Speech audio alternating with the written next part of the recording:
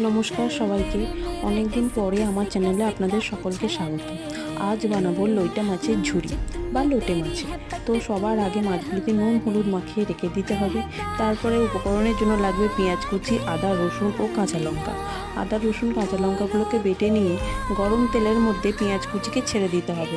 ততক্ষণ পর্যন্ত ভাজবেন যতক্ষণ পর্যন্ত না বাদামি কালারের হয়ে যাচ্ছে। তারপর আদা রসুন পেস্ট, হলুদ, লঙ্কার গুঁড়ো দিয়ে ভালো করে কষিয়ে নিতে হবে যতক্ষণ না তেল ছেড়ে আসছে।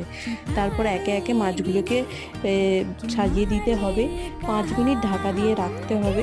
5 মিনিট ঢাকা দিয়ে রাখার পরে যখন দেখবেন জল ছেড়ে আসছে তখন আস্তে আস্তে মাছগুলিকে উল্টে দিতে হবে মশলা সমেত।